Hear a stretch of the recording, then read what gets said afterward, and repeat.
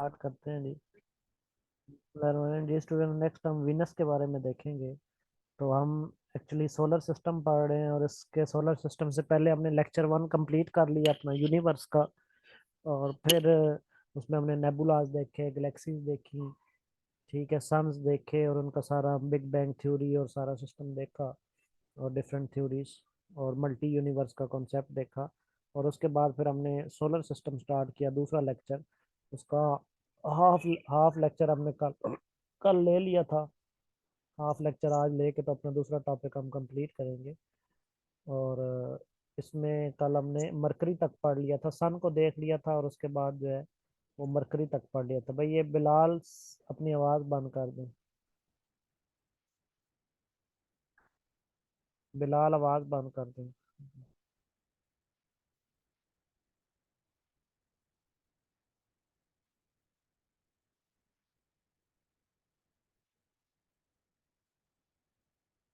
बि- तो नेक्स्ट देखते हैं जी वीनस। सन के बाद हमने मरकरी देख लिया था। और अब दूसरे स्टार पे आते हैं, सॉरी प्लेनेट पे आते हैं, वीनस पे। ठीक हो गया। तो वीनस को जिस तरह मरकरी को रोमन जो है वो मैसेंजर ऑफ गॉड कहते हैं, तो वीनस को जो है वो रोमन मोहब्बत की देवी कह के पुकारते हैं। ठीक है, यानी कि इसको गॉड ऑफ लव कहा इसको जो है वो गॉड ऑफ लव कहा जाता है। जी छोटे ही लिखेंगे क्योंकि उनके गॉड से मुराद देवते ही है। God of love. ठीक है, रोमन इसको गॉड ऑफ लव कहते हैं बाय रोमन्स। और फिर मरकरी जो है ना, इसको मॉर्निंग एंड इवनिंग स्टार भी कहा जाता है। अक्सर एमसीक्यूज आया है कि कौन सा प्लेनेट जो है या स्टार जो है वो मॉर्निंग बेसिकली होते तो ये प्लैनेट्स ही हैं, लेकिन इनको समटाइम स्टार्स भी कह दिया जाता है। तो मॉर्निंग एंड इवनिंग स्टार कौन सा है? मरकरी। क्योंकि सुबह देखें तो नजर आता है, शाम को देखें तो चमकता हुआ नजर आता है आसमान पे, तो इसलिए इसको मॉर्निंग एंड इवनिंग स्टार कहा जाता है। और फिर ये है कि सबसे करीब तरीन जो है वो तो मरकरी है सूरज के, लेकिन सबसे गर्म तरीन जो है वो वीनस है। ठीक है, सबसे करीब तरीन मरकरी है लेकिन सबसे गर्म तरीन वीनस है, दूसरे नंबर वाला। पहले नंबर वाला गर्म नहीं है, क्योंकि गर्म होने का ताल्लुक जो है वो करीब या दूर होने से नहीं होता। गर्म होने का ताल्लुक इस बात से होता है कि जो एब्जॉर्प्शन है सूरज की हीट की, वो कितनी है किसी प्लेनेट में। ठीक है, जो हीट को ज़्यादा एब्जॉर्ब कर लेते हैं प्लैनेट्स, वो ज़्यादा गर्म होते हैं, जो कम एब्जॉर्ब करते हैं वो कम गर्म होते हैं। ठीक हो गया। तो ये जो वीनस है इसमें बहुत ज़्यादा एब्जॉर्प्शन कैपेसिटी पाई जाती है। ठीक है, जितनी भी सूरज की शुआएं हैं या सूरज की किरणें हैं वो जब इस पर पड़ती हैं तो ये अपने अंदर ही जज़ब कर लेता है, बाहर नहीं निकालता। क्योंकि वो फिर स्टोर होती रहती हैं, स्टोर होती रहती हैं, स्टोर होती रहती हैं। तो वीनस पहले बहुत ठंडा था ये वीनस, लेकिन फिर सूरज की शुआएं स्टोर हो के अब ये इतना गर्म हो चुका है कि इससे ज़्यादा गर्म प्लेनेट है ही कोई नहीं। ठीक हो गया। ये आप इसके अंदाज़ा इस बात से भी लगा सकते हैं कि यहाँ जो एवरेज टेम्परेचर होता है वो 462 डिग्री सेंटीग्रेड होता है। ठीक है, तो इसको हॉटेस्ट स्टार भी बोलते हैं, सबसे गर्म तरीन। Hottest planet is Venus. हाँ, कार्बन डाइऑक्साइड जो है ना वो इसमें एक तो बहुत ज्यादा मिकदार में पाई जाती है। ठीक है, बल्कि पाई कार्बन डाइऑक्साइड जाती है ज्यादातर। और दूसरा इस पे ना जो तेजाब है उसकी बहुत ज्यादा बारिश होती है। ठीक है, सल्फ्यूरिक एसिड जो होता है ना आपका, कार्बन डाइऑक्साइड तकरीबन 96% इसमें पाई जाती है। और जबकि दूसरी जो गैसें हैं वो बहुत कम है, 4% जो है वो टोटल, बाकी रिमेनिंग है। और इसके अलावा जो H2SO4 है, सल्फ्यूरिक एसिड, इस इस पर उस हर टाइम उसकी बारिश होती रहती है। तो इस लिहाज से भी बहुत ज़्यादा गर्म है, तो हॉटेस्ट प्लेनेट है। और इसका एवरेज टेम्परेचर जो है वो 462 डिग्री सेंटीग्रेड होता है। 462 डिग्री एवरेज टेम्परेचर। ठीक है जी। और फिर ये है कि ये जो है ना वीनस, ये क्लॉक वाइज घूमता है। ठीक है, अच्छा बल्कि यहाँ पे एक और बात पहले लिख लें। चूंकि हॉटेस्ट है ना, तो हॉटेस्ट से जेहन में रख लें, जब सूरज की किरणें ज्यादा पड़ेंगी तो चमकेगा भी ज्यादा। ठीक है, मतलब हॉटेस्ट होगा तो चमकेगा भी सही। जो गर्म चीज होती है वो चमकती भी है, ठीक हो गया। तो इसलिए इसको ब्राइटेस्ट स्टार भी कहते हैं। ब्राइटेस्ट स्टार क्वेश्चन आता है किसे कहते हैं, तो वीनस को brightest star, yes brightest star या ब्राइटेस्ट प्लेनेट। उसके बाद ये है कि इसकी रोटेशन जो है ना ये क्लॉक वाइज होती है, उल्टा घूमता है। क्लॉक वाइज उल्टा मतलब बाकियों से उल्टा, ठीक है। Clock wise rotation and revolution दोनों चीजें ये इसकी क्लॉक वाइज होती हैं। एक ये है और एक इससे मिलता जुलता इसका एक और भाई है, ठीक है। उसको यूरेनस कहते हैं, इसको वीनस कहते हैं, उसको यूरेनस कहते हैं। दोनों के आखिर में नस आता है। और वैसे भी एस और वी साथ साथ होते हैं, ठीक है। एस टी यू वी तकरीबन साथ साथ होते हैं, ठीक हो गया। तो ये जो वेनस और sorry UV, sorry S V कह रहा हूँ, यूवी साथ साथ होते हैं। ये जो वीनस है और यूरेनस है, वी और यू, ये जो है ये क्लॉक वाइज घूमते हैं, ठीक होगा। बाकी सारे जितने हैं छः के छः के अलावा वो एंटी क्लॉक वाइज घूमते हैं। हमारी अर्थ जो है वो भी एंटी क्लॉक वाइज है, लेकिन ये वीनस क्लॉक वाइज रोटेशन है और रेवोल्यूशन। क्लॉक वाइज क्या होता है, क्लॉक वाइज जो है वो, हाँ जी, ईस्ट टू वेस्ट होगा या वेस्ट टू ईस्ट होगा क्लॉक वाइज। अच्छा ईस्ट टू वेस्ट में इधर बना के दिखा देता हूँ। ईस्ट किस साइड पे होता है, राइट साइड पे या लेफ्ट साइड पे हमारे? ईस्ट हमारे लेफ्ट साइड पे होता है या राइट साइड पे? राइट पे होता है, ठीक है। हमेशा ऊपर की तरफ नॉर्थ होता है, हमेशा ऊपर की तरफ नॉर्थ होता है, ठीक है। नीचे साउथ होता है, ठीक है। राइट साइड पे ईस्ट होता है। मैप की बात कर रहा हूँ। और लेफ्ट साइड पे हमेशा वेस्ट होता है। अच्छा तो घड़ी की सुई कैसे चलती है, ऐसे चलती है या फिर ऐसे चलती है? पहले वाला या दूसरे वाला? घड़ी, हाँ घड़ी की सुई में बात कर रहा हूँ। पहले नंबर जैसे चलती है, मैं एरो बना देता हूँ, ऐसे चलती है या फिर ये जो दूसरे नंबर वाली लाइन है ऐसे चलती है?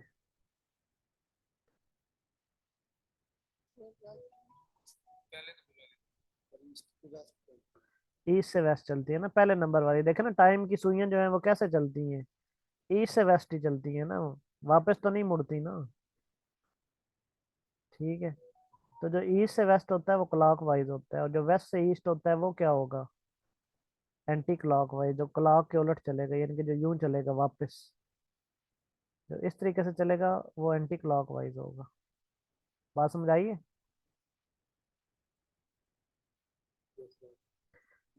जो वापस को चलेगा वो एंटी क्लॉक वाइज है, यानी कि जो वेस्ट से ईस्ट को जाएगा वो एंटी क्लॉक वाइज है। जो घड़ी की सुइयों की तरह चलेगा ईस्ट से वेस्ट वो क्लॉक वाइज है।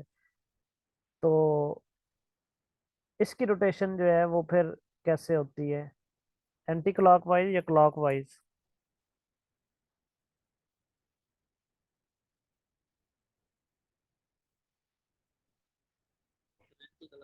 एंटी क्लॉक वाइज किधर लिखा है, मैंने क्लॉक वाइज लिखा है। वीनस की रोटेशन मैंने क्या लिखी है जी, क्लॉक वाइज। तो इसका मतलब है, हाँ क्लॉक क्लॉक क्लॉक वाइज मतलब ये ईस्ट से वेस्ट जाएगी, ठीक है। ईस्ट से वेस्ट जो है ये रोटेट करती है। समझ आ गया जी क्लॉक वाइज का कंसेप्ट, ठीक है। अच्छा ईस्ट से वेस्ट रोटेट करती है तो इसमें सूरज किधर से निकलेगा?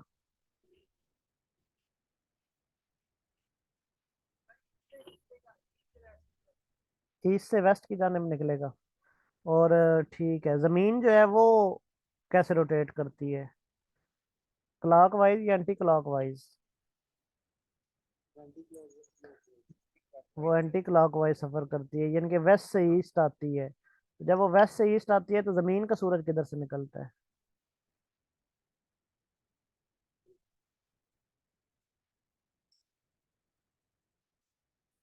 हाँ जी, जमीन का सूरज किधर से निकलता है? ईस्ट। ईस्ट से निकलता है ना। डूबने की तो मैंने बात ही नहीं की। ईस्ट से निकलता है ना जमीन का सूरज। ये किसी को शक है? हाँ तो चुप तो ऐसे हो गए जैसे आपकी तरफ जो है वो मगरिब से निकलता हो। किसी की तरफ को मगरिब से निकलता है तो बता दे। अच्छा। हाँ तो हमारी जमीन का सूरज तो ईस्ट से निकलता है। तो जमीन की रोटेशन है एंटी क्लॉक वाइज और वीनस की रोटेशन है क्लॉक वाइज, तो फिर उसका जमीन का भी ईस्ट से और वीनस का भी ईस्ट से।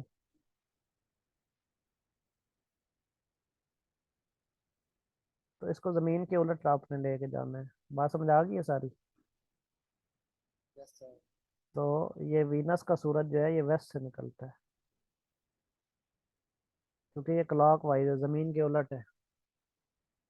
ठीक है, इसमें वेस्ट यानी कि इसकी दोनों बातें आपने अलग अलग रखनी है। एक तो वीनस की रोटेशन क्लॉक वाइज है, इसकी या रेवोल्यूशन दोनों चीजें।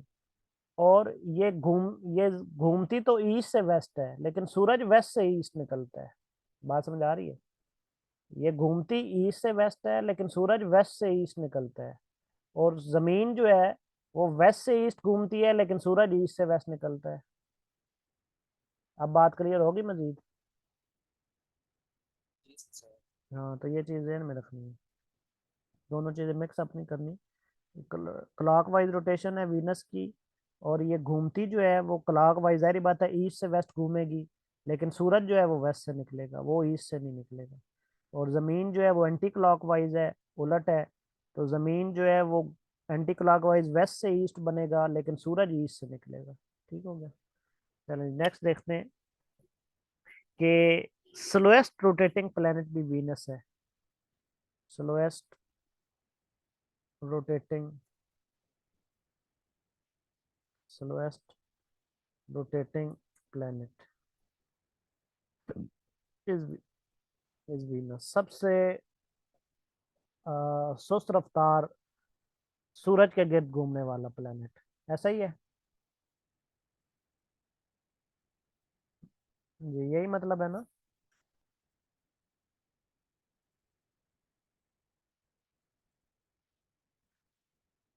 सबसे सुस्त रफ्तार सूरज के गिर्द घूमने वाला, समझ आ गई सबको? बोला करें। हम्म। क्या समझ आ गई? हाँ तो फिर क्या समझ आई है? हाँ तो फिर सारे कह रहे हैं आ गई है समझ। तो स्लोएस्ट रोटेटिंग का मतलब सूरज के गिर्द नहीं होता, स्लोएस्ट रोटेटिंग का मतलब तो होता है कि अपने एक्सिस के गिर्द। ठीक है, रोटेट होता है अपने एक्सिस के गिर्द, सूरज के गिर्द तो रिवॉल्व होता है। तो ये लिख रहा है स्लोएस्ट रोटेटिंग प्लेनेट। इस पे मैं फोकस इसलिए कर रहा हूँ कि सम टाइम एग्जाम में ये होता है कि स्लोएस्ट रोटेटिंग लिखा होता है, सम टाइम रिवॉल्विंग लिखा होता है, वो स्टूडेंट एक ही चीज ठोक रहे होते हैं। रोटेटिंग आ जाए फिर भी वीनस, रिवॉल्विंग आ जाए फिर भी वीनस। ठीक है, तो इन दोनों में फर्क रखते हैं। रोटेटिंग जो है, रोटेटिंग मतलब अपने एक्सिस के गिर्द, इसका मतलब क्या है कि जब दिन रात तब्दील होते हैं ना, तो रोटेटिंग की कंडीशन होती है, यानी कि रोटेट कहा जाता है उसको। ठीक है, यानी कि हाँ, और जब साल पूरा होता है तो वो रिवॉल्व होता है। ठीक है, तो डेज जो है वो रोटेटिंग में आते हैं और ईयर जो है वो रिवॉल्विंग में आता है। इसका मतलब है स्लोएस्ट रोटेटिंग है तो इसका दिन जो है वो सबसे छोटा होगा। ठीक हो गया? अगर स्लोएस्ट रोटेटिंग है तो दिन सबसे लंबा होगा। ठीक हो गया? बाकी भी जाग के सुन रहे हैं या बस एम ही सुन रहे हैं?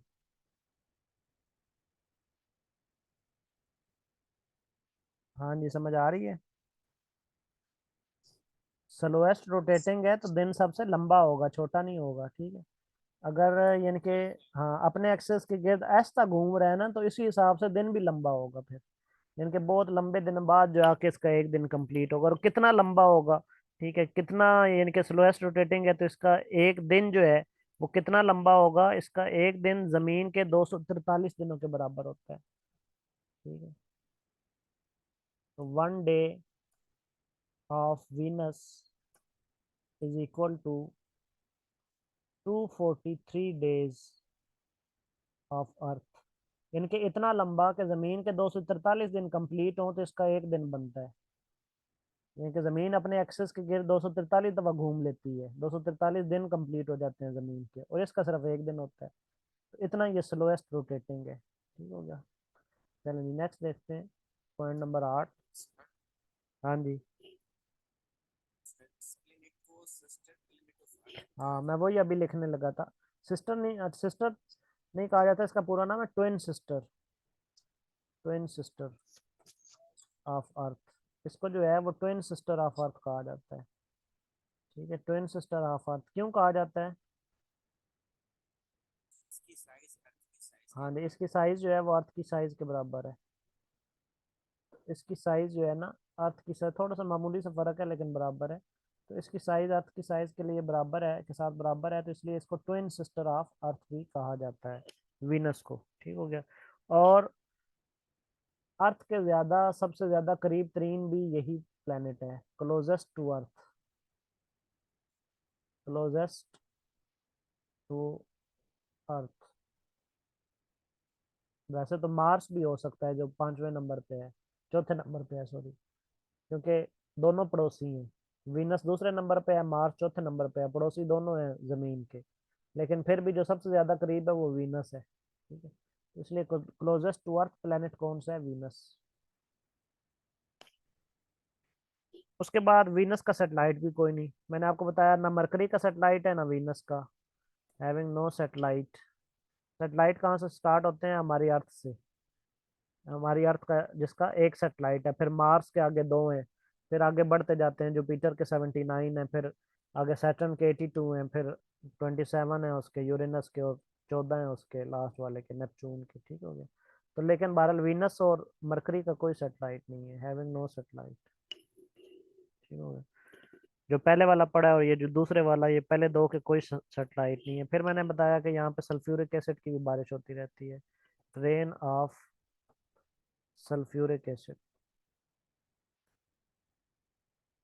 ठीक हो गया। फिर यहाँ पे बहुत बड़े बड़े तूफान भी आते हैं, जिसे हुरिकेन कहते हैं। Hurricane comes. ठीक है, वेरी मच, बहुत ज्यादा। ठीक है, इनकी ये जो हुरिकेन्स हैं, इनकी रफ्तार कितनी होती है?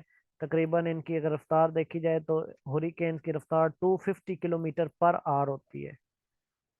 ठीक है, 250 किलोमीटर पर आवर। मोटरवे पे 120 की इजाजत होती है गाड़ी को, और ये उससे भी डबल रफ्तार से तकरीबन ये तूफान आते हैं, 250 किलोमीटर पर आवर। ठीक है। तीसरा, यहाँ पे कार्बन डाइऑक्साइड जो है ना, CO2, इसकी मकदार जो है वो 96% होती है। ऑक्सीजन तो है ही नहीं, तो ये जो कार्बन डाइऑक्साइड है ये बहुत ज़्यादा है, तो 96% होती है कार्बन डाइऑक्साइड की मकदार। ठीक हो गया। तो इसको ये मतलब हॉटेस्ट भी है, और उसके बाद इसका एक दिन भी इतना लंबा होता है, जमीन के 243 दिनों के बराबर होता है। उसके बाद इस पे सल्फ्यूरिक एसिड की बारिश भी होती है। CO2 है तो वो 96% है। तूफान है तो वो 250 किलोमीटर की रफ्तार से आते हैं। ठीक है। तो फिर आप में से कौन कौन जाना चाहेगा ट्रिप पे, वीनस पे?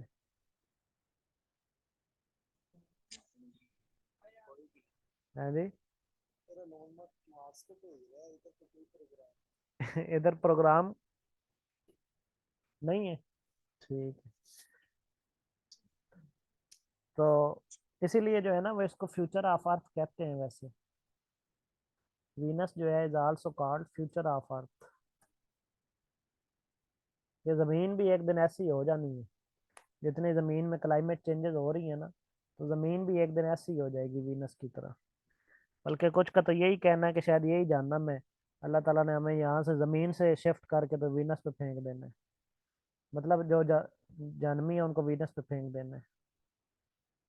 ठीक है, यानी कि तकरीबन लाइक जहन्नम आप कंसेप्ट तस्वर कर लें कि इतनी ज्यादा यहाँ पे हीट है, और ऊपर से वो कहते हैं ना, वो तब तो दिन भी बड़े बड़े लंबे होंगे। ठीक हो गया। तो ये इसका सबसे लंबा दिन इसी का ही होता है, वीनस का।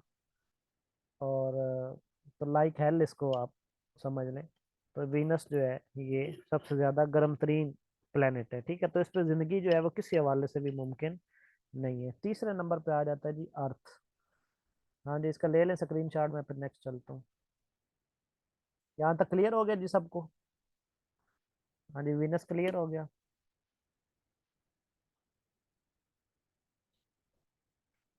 गॉड ऑफ लव कहा जाता है, मॉर्निंग एंड इवनिंग स्टार कहा जाता है, सबसे गर्म तरीन प्लेनेट ये है, सबसे ब्राइटेस्ट प्लेनेट ये है।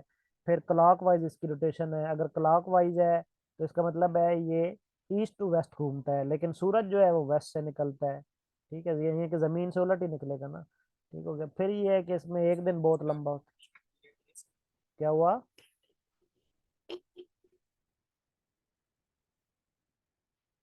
जी आपने क्या कहा, आपको समझ नहीं आई?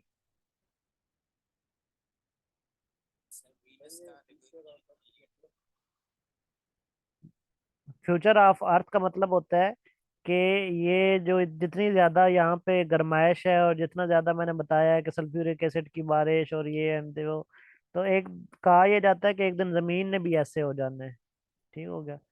एक दिन जमीन भी जो है वो इतनी गर्म तरीन हो जाएगी कि वो लाइक वीनस हो जाएगी,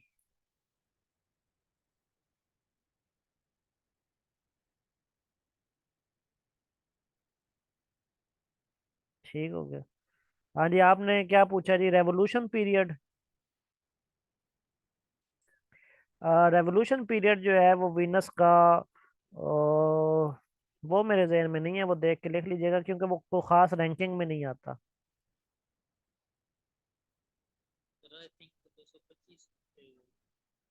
225 डेज है, चलें वो लिख लें तो वो, लेकिन को खास रैंकिंग में नहीं आता, इससे भी कहीं ज्यादा रेवोल्यूशन है, ठीक हो गया। चलो जी नेक्स्ट देखते हैं। अर्थ आ जाती है हमारे पास।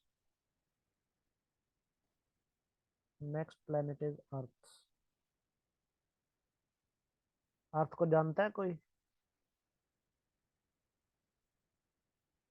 अर्थ के बारे में तो मालूमात होगी आप लोगों को। अच्छा, क्या जानते हैं जी, लिखवाएं फिर। डिस्टेंस के एतबार से तीसरा प्लेनेट है।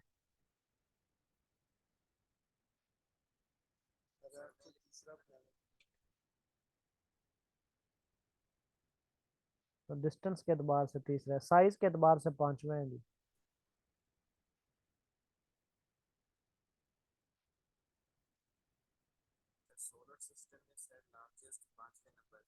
हाँ जी, वो मैंने लिख दी है, पांचवें नंबर पे साइज के एतबार से, लेकिन डिस्टेंस के एतबार से तीसरे नंबर पे, ठीक हो गया। फिर ये है कि अर्थ का अर्थ का इसका एक सैटेलाइट है। अर्थ का जो सूरज से फासला है वो 15 मिलियंस किलोमीटर है। The average distance from sun is 15 millions kilometre, ठीक है। सूरज से इतनी दूर है जमीन, ठीक हो गया। फिर ये है कि अ, जी क्या कहा आपने?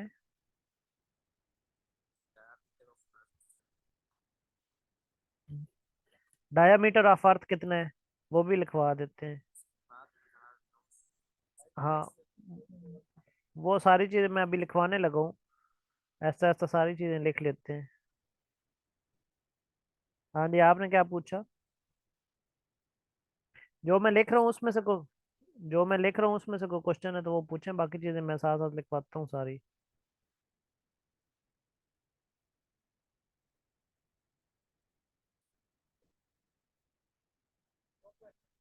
चलें ठीक है, आगे लिखते हैं जी।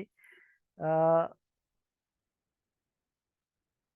फिर ये है कि अर्थ की ना 3 लेयर्स हैं, ठीक है। अर्थ की 3 लेयर्स हैं।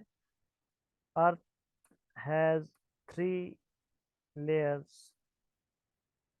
इनके क्या क्या नाम है भाई? आवाज बंद कर दें, किसकी आवाज ऑन है?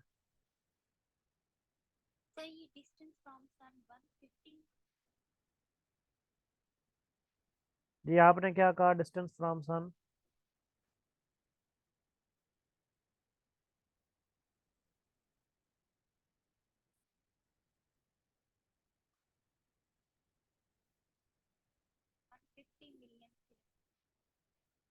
150 है। अच्छा शायद मैंने ही फिर गलत लिखा है। लिख लें जी, 150 कर लें। 150 कर लें। चलें ठीक है। अच्छा जी। अच्छा उसके बाद अर्थ की 3 लेयर्स हैं, उनके नाम लिख लें कि उनकी लेयर्स को क्या क्या कहते हैं। एक क्रस्ट है, एक मंटल है और एक आउटर कोर है। क्रस्ट, मंटल और आउटर कोर।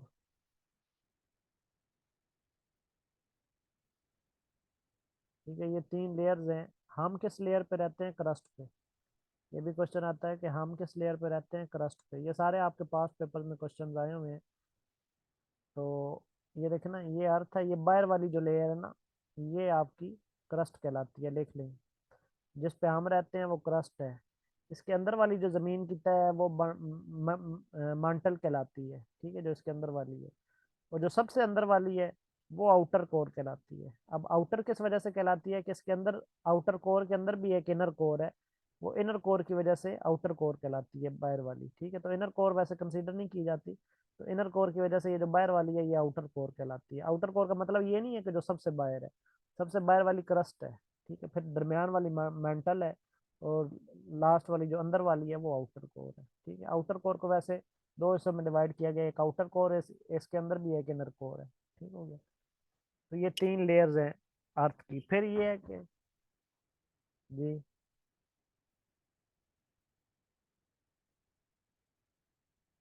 फिर नेक्स्ट ये है कि अर्थ की जो एटमॉस्फेयर की लेयर्स हैं वो 5 हैं। ठीक है, अगर एटमॉस्फेयर के हिसाब से देखा जाए तो अर्थ के ऊपर 5 लेयर्स हैं।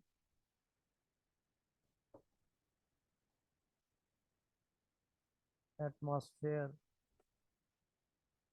जोन्स ऑफ अर्थ और 5।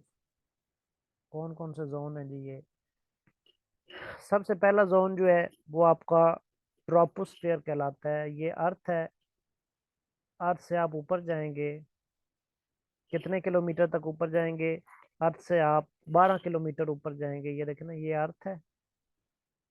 अर्थ से लेके ऊपर आप 12 किलोमीटर तक जाएंगे, तो 12 किलोमीटर तक जो लेयर है वो ट्रोपोस्फेयर कहलाती है। लिख लें, 12 किलोमीटर तक जो लेयर है वो ट्रोपोस्फेयर कहलाती है। पहले मैं इधर बल्कि नाम लिख देता हूँ ताकि आपको नाम लिखने में आसानी हो। ये 5 के नाम मैं इधर लिख देता हूँ। Number 1 troposphere, number 2 stratosphere,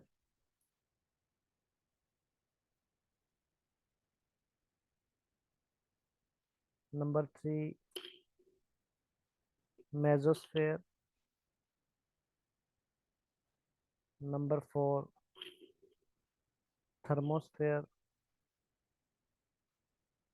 and number 5 exosphere.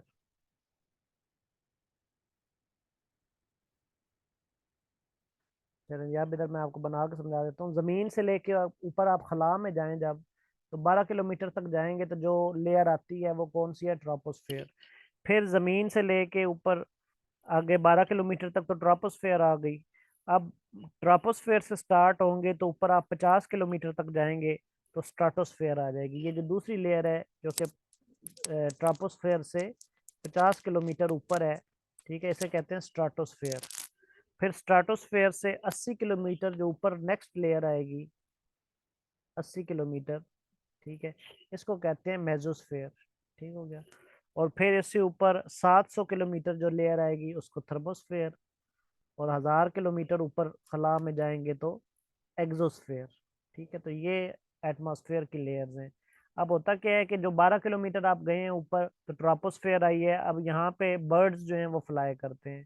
तो अगर पूछा जाए कि बर्ड्स जो हैं वो कौन सी लेयर में, अब देखना ये टेक्निकल सारे क्वेश्चन है, अगर वो यही पूछ ले कि बर्ड्स जो हैं वो कौन सी लेयर में फ्लाई करते हैं, तो ट्रोपोस्फेयर में। फिर जो दूसरी लेयर है जो कि 50 किलोमीटर तक ऊपर है वो स्ट्राटोस्फेयर है। उसमें जो है वो एरोप्लेन फ्लाई करते हैं, जहाज। ठीक है, तो अब पूछा जाए कि एरोप्लेन जो है वो कौन सी लेयर में सफर करते हैं? स्ट्राटोस्फेयर में। फिर उससे ऊपर जो है वो मेसोस्फेयर आ जाती है। यहाँ पे जो आपके फाइटर जेट्स होते हैं, जो जंगी जहाज होते हैं, वो सफर करते हैं मेसोस्फेयर में। ठीक है, तो जो फाइटर जेट्स हैं वो मेसोस्फेयर में, जो कि ऊपर 80 किलोमीटर तक है। उससे ऊपर जो है, ये लिखते जाएं साथ साथ, उससे ऊपर जो है वो थर्मोस्फेयर आ जाती है। यहाँ पे रॉकेट्स जो हैं वो सफर करते हैं। ठीक है, और जो सबसे ऊपर है वहाँ पे सैटेलाइट्स जाते हैं। ठीक हो गया, जो आपका एग्जोस्फेयर है। और जो ओजोन लेयर है वो कहाँ पे आती है? ठीक है, ये भी लिख लें कि ये जो आपकी लेयर है ना, इसकी स्ट्राटोस्फेयर वाली, यहाँ इसी लेयर में ओजोन लेयर भी आती है। तो सेकंड है स्ट्राटोस्फेयर, इसी लेयर में ओजोन लेयर भी आती है।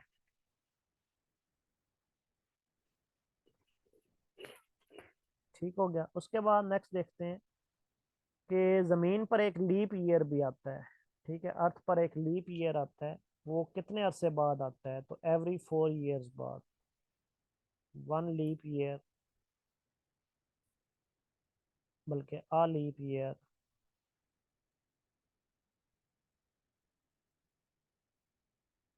Comes after 4 years. अब लीप ईयर क्या होता है? जिसमें फरवरी के 29 दिन होते हैं।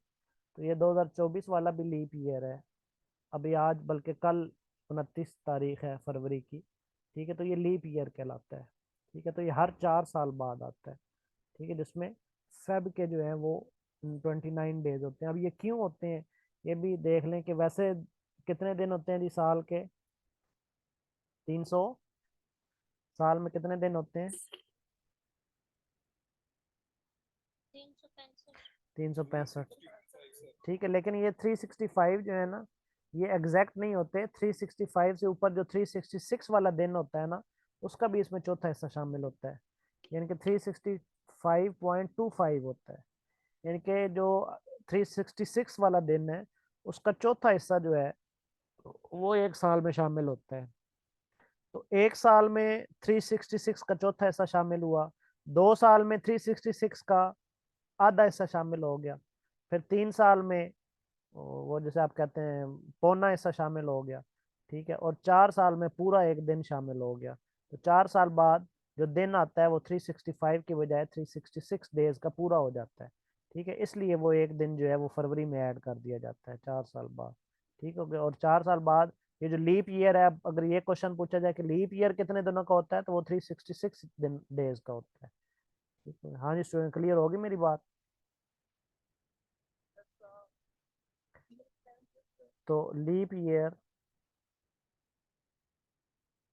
Is equal to 366 days.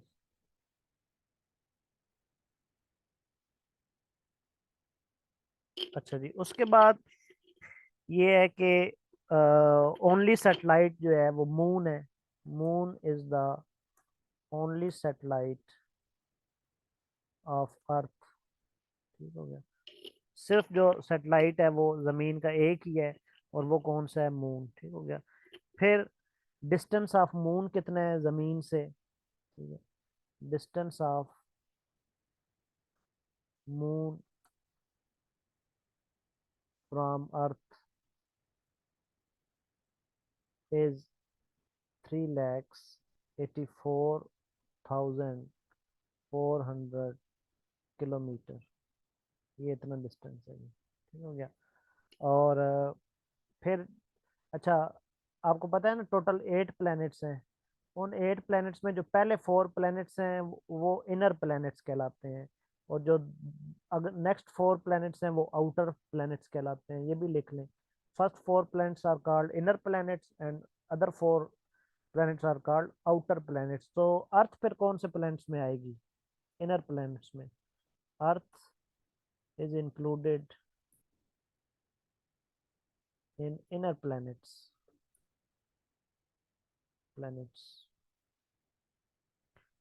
अर्थ जो है वो इनर प्लैनेट्स में आएगी।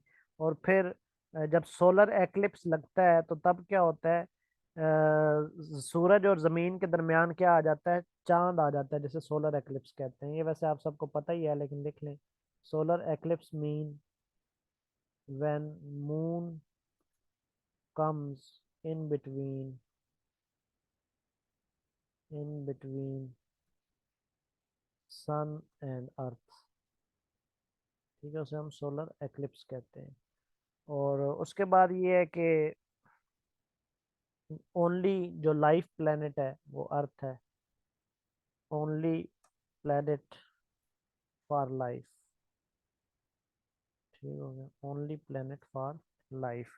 फिर ये है कि सूरज की रोशनी जमीन तक पहुंचने में कितना टाइम लेती है, कल मैंने बताया था ना आपको, तो वो यहाँ पे भी आप लिख सकते हैं, 8.3 मल्टीप्लाई बाई 10⁻⁴ 8 मीटर पर सेकेंड लिख लें, या फिर इसको आप 3 लाख किलोमीटर पर सेकेंड लिख लें, तो एक ही बात है। ठीक हो गया, तो ये जो है उसकी क्या नाम है, रफ्तार है, टाइम ही सॉरी रफ्तार है। ठीक है, और अगर टाइम का पूछें तो सूरज की रोशनी जमीन तक पहुंचने में कितना टाइम लेती है जी, कल मैंने बताया था 8 मिनट और, नहीं नहीं वो तो रफ्तार है ना, वो तो रफ्तार है, वो तो किलोमीटर में रफ्तार है उसकी। टाइम कितना लेती है? 8 मिनट 16.6 सेकेंड। 8 minute 16.6 second. ठीक हो गया, ये वैसे कल मैंने लिखवा दिया था, अब इधर दोबारा लिख लें अर्थ में। लेकिन ना, एक एक रेलगाड़ी जो है उसकी स्पीड और चीज है, और वो कितनी देर में फैसलाबाद पहुंचेगी वो और चीज है। ठीक है, एक रेलगाड़ी जो है या बस जो है वो 120 किलोमीटर पर आवर की स्पीड से सफर कर रही है, और वो 1 घंटे में पहुंचेगी फैसलाबाद। तो दोनों अलग अलग चीजें हैं, टाइम अलग चीज है और स्पीड अलग चीज है। तो स्पीड है 3 × 10⁻⁸मीटर पर सेकेंड, या 3 लाख किलोमीटर पर सेकेंड, ये स्पीड है, स्पीड ऑफ लाइट। और टाइम ऑफ लाइट कितना है? 8 मिनट 16.6 सेकेंड। अब बात क्लियर होगी सबको? चलें जी, नेक्स्ट देखते हैं। हाँ जी, फिर है कि सीजनल कंट्रास्ट जो है वो कब मैक्सिमम होता है? The seasonal contrast is maximum in mid latitude. Seasonal contrast का क्या मतलब होता है कि जहाँ पे ना बहुत ज्यादा गर्मी हो, ना बहुत ज्यादा सर्दी हो, ना खिजां हो, ना ज्यादा बहार हो। ठीक है, यानी कि बड़ा बैलेंस से मौसम हो सारे। ठीक है, कोई किसी चीज की ज्यादती या किसी चीज की बहुत ज्यादा कमी ना हो, उसे कहते हैं सीजनल कंट्रास्ट। तो वो अर्थ पे किस जगह पे होता है? ठीक है, तो अर्थ के आपने 3 हिस्से पड़े हुए हैं, बल्कि 5 इसमें लैटिट्यूड्स पड़े हुए हैं। दरमियान वाला जो रहता है वो इक्वेटर कहलाता है, ये अर्थ है। और उसके दरमियान जो है वो क्या है जी? इक्वेटर। क्या बन गई, अर्थ तो नहीं बनी, ये अर्थ है, समझ लें। तो इसके दरमियान से जो डिवाइडिंग लाइन है वो इक्वेटर है। ठीक है, जो कि 0 डिग्री पे होता है। अब इक्वेटर पे बहुत ज्यादा गर्मी होती है, लेकिन इसका जो ऊपर नॉर्थ पोल है और नीचे साउथ पोल है, यहाँ पे बहुत ज्यादा ठंड होती है। ठीक हो गया, इक्वेटर पे बहुत ज्यादा गर्मी होती है। तो फिर सीजनल कंट्रास्ट कहाँ पाया जाएगा? इस जगह पे, जो कि नॉर्थ पोल और इक्वेटर के दरमियान होगा, और जो कि साउथ पोल और इक्वेटर के दरमियान होगा। ये जो कंट्रीज हैं, ये जो इलाके हैं, यहाँ पे सीजनल कंट्रास्ट पाया जाएगा। और ये कितनी डिग्री पे आते हैं? इक्वेटर चूंकि 0 डिग्री पे रहे, तो ये इलाके आएंगे 30 से 60 डिग्री सेंटीग्रेड पर। ठीक हो गया, इसका मतलब है सीजनल कंट्रास्ट जो है वो कितने लैटिट्यूड पे मैक्सिमम होता है? 30 to 60 डिग्री सेंटीग्रेड पे। अब बात समझ आ गई होगी आपको। Seasonal contrast 30 to 60 degree centigrade पे मैक्सिमम होता है। इसका नाम क्या है? इसे कहते हैं मिड लैटिट्यूड, दरमियान वाला हिस्सा, मिड लैटिट्यूड। ठीक हो गया, और ये कितने डिग्री पे होता है? 30 to 60 डिग्री सेंटीग्रेड पे।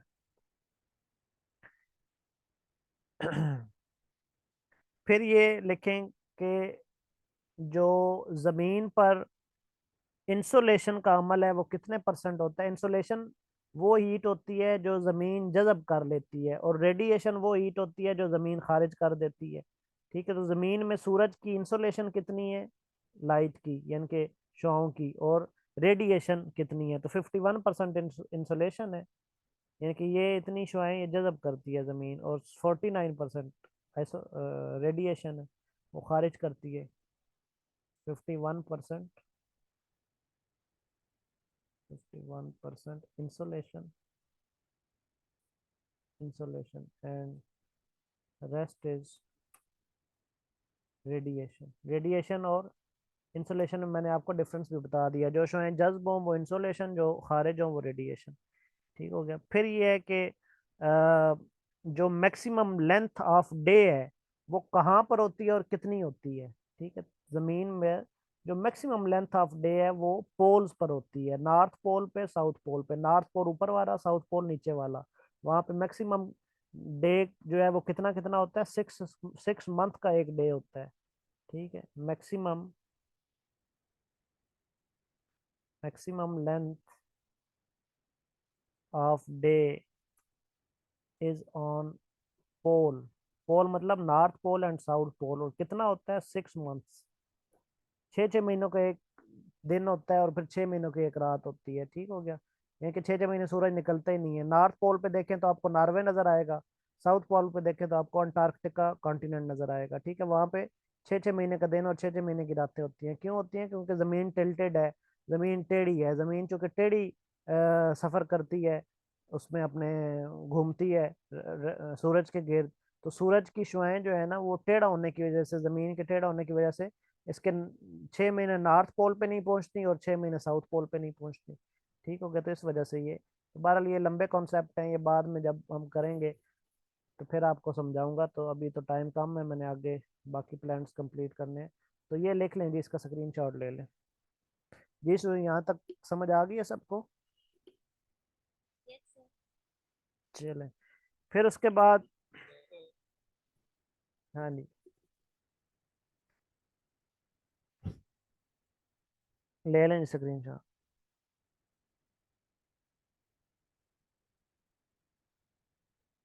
फिर अर्थ जो है, ये मैंने आपको बताया कि अर्थ जो है वो क्लॉक वाइज है या एंटी क्लॉक वाइज है। अभी मैंने पीछे बताया, अर्थ क्लॉक वाइज है या एंटी।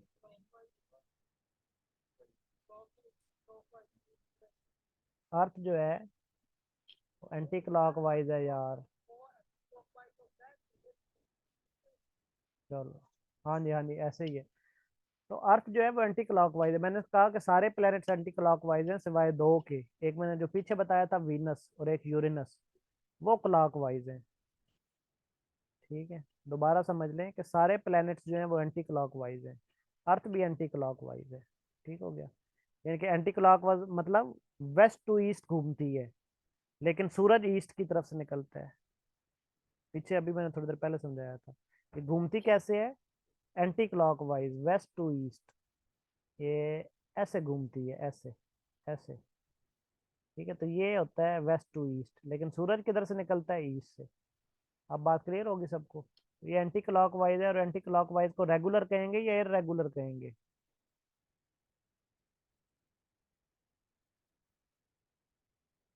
हाँ, रेगुलर रोटेशन कहेंगे। रेगुलर रोटेशन होती है रोटेशन। ठीक है। इरेगुलर वो होता है जो दूसरों से हट के हो। तो दूसरों से हट के कौन घूमते हैं? दो ही घूमते हैं ना, एक वीनस है और एक यूरेनस है, वो दूसरों से हट के घूमते हैं। क्योंकि बाकी सारे तो एंटी क्लॉकवाइज घूमते हैं, वो वक्र मूव कर लेते हैं। ठीक है, तो जब वक्र मूव कर लेते हैं कि दूसरों से हट के घूमते हैं, वो इरेगुलर होंगे ना। रेगुलर तो ये घूमते हैं। अब बात क्लियर होगी? जी स्टूडेंट, क्लियर है यहाँ तक? तो ये ना बड़े अच्छे तरीके से इनको कॉन्सेप्ट को क्लियर कर लें कि क्लॉकवाइज कौन सा है, एंटी क्लॉकवाइज कौन सा है, और वेस्ट टू ईस्ट ईस्ट जो है वो कौन घूमता है। और फिर वहां पे सूरज जो है वो ईस्ट से निकल, जो वेस्ट टू ईस्ट घूमता है उसका सूरज ईस्ट से निकलता है। जो ईस्ट टू वेस्ट घूमता है उसका सूरज जो है वो, जो वेस्ट से ईस्ट की तरफ घूमता है, यानी कि एंटी क्लॉक वाइज, जिस तरह जमीन है उसका सूरज जो है वो ईस्ट से निकलता है। और जो ईस्ट टू वेस्ट घूमता है उसका सूरज वेस्ट से निकलता है। बात समझ आ गई है? तो ये सारी चीजें अपनी जो है ना वो क्लियर कर लें। फिर ये है कि रेडियस ऑफ अर्थ जो है वो 6400 किलोमीटर। जी, जी, जी, बताएं।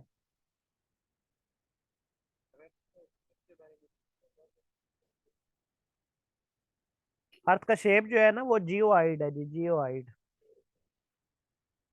Radius of Earth 6400 kilometre. Shape of Earth आप पूछ रहे हैं तो वो जियोइड है। Shape of Earth is geoid. ये शेप है, जियोइड होती है। पेड़ा बनाया है किसी ने? पेड़ा, पेड़ा बनाते हैं।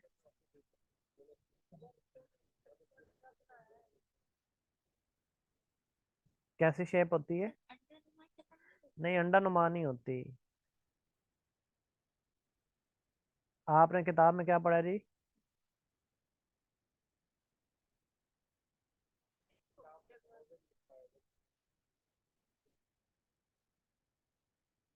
आपकी आवाज की समझ नहीं आ रही। तो अर्थ की शेप जो है ना जियोइड होती है। जिस तरह पेड़ा होता है ना, पेड़ों को ऊपर से दबा दिया जाता है।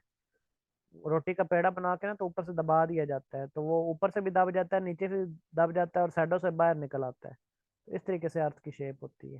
ठीक है, इसको कौन सी शेप कहते हैं? जियोइड। ठीक है, या इसको ऑबलेट स्फीयर भी कहते हैं। जियोइड कह लें या ऑबलेट स्फीयर कह लें, ये इसके साइंटिफिक नेम है।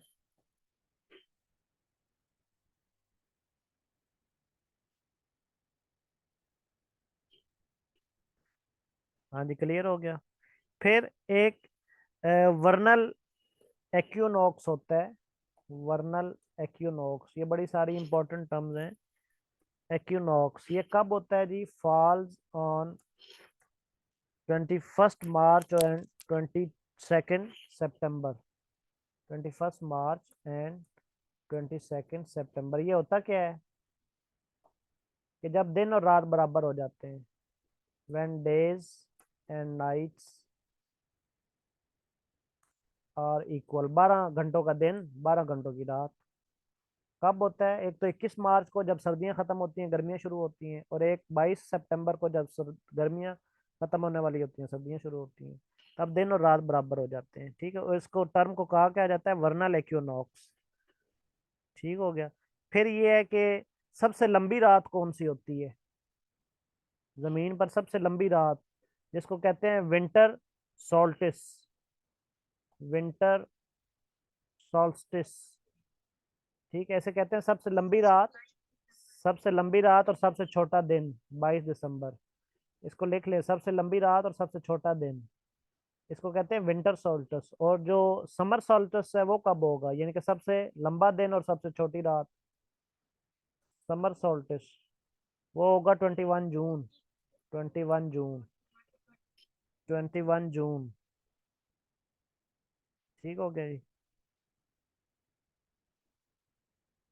हाँ जी, कोई समझ आ गई अर्थ के बारे में या अभी नहीं आई? ठीक है, अच्छा, सूरज की रोशनी तो आपने लिख ली है, कितने टाइम में पहुंचती है? 8 मिनट 16.6 सेकेंड में। लेकिन चांद की रोशनी कितने टाइम में पहुंचती है? Time for moon light to reach earth. चांद करीब है ना, वो 1.3 सेकेंड में पहुंच जाती है। लेकिन रफ्तार दोनों की सेम है। रफ्तार दोनों की सेम है। ठीक है। लेकिन ना एक गाड़ी है ना, वो 120 किलोमीटर पर आवर की स्पीड से सफर करती है। लेकिन वो फैसलाबाद जल्दी पहुंच जाएगी, लाहौर देर से पहुंचेगी। ठीक है, रफ्तार तो उसकी उतनी ही है ना। रफ्तार उतनी ही है दोनों की, चाहे चांद की लाइट की देखें या चाहे सूरज की लाइट की देखें, रफ्तार सेम है। रफ्तार 8.3 मल्टीप्लाई बाय 10⁻⁸ मीटर पर सेकेंड ही है, या फिर 3 लाख किलोमीटर पर सेकेंड है। ठीक हो गया, रफ्तार दोनों की सेम है, लेकिन टाइम में फर्क है। ठीक है, चांद जो है वो जल्दी पहुंच जाएगी, सूरज की लाइट देर से पहुंचेगी। बातें क्लियर होती हैं? साइज ऑफ अर्थ किसने मेजर किया था? साइज ऑफ अर्थ, ये सारे आपके एग्जाम के पास पेपर में क्वेश्चन आए हुए हैं। Size of Earth is measured by Eratosthenes. ठीक हो गया। नेक्स्ट आता है जी मार्स। कितना टाइम रह गया? 2 मिनट बचे हैं, ये तो फिर आज भी कंप्लीट ना हुआ। चलें फिर कल पे रखें। चलें कल पे रख लें, कल इंशाल्लाह कंप्लीट हो जाएगा। कल फिर ये ना कि क्विज टाइप भी साथ कर लेंगे। ताकि हमारा सोलर सिस्टम जो है वो सारा कंप्लीट हो जाए, क्योंकि लंबा टॉपिक था। इसमें अर्थ जो है वो भी इसलिए मैंने ज़्यादा करवाया क्योंकि अर्थ से क्वेश्चन ज़्यादा आते हैं। ठीक है, इसको अच्छे तरीके से याद करें, इंशाल्लाह कल हम इसको कंप्लीट करेंगे। किसी ने क्वेश्चन पूछना है पूछ ले, मैं अटेंडेंस ले लेता हूँ।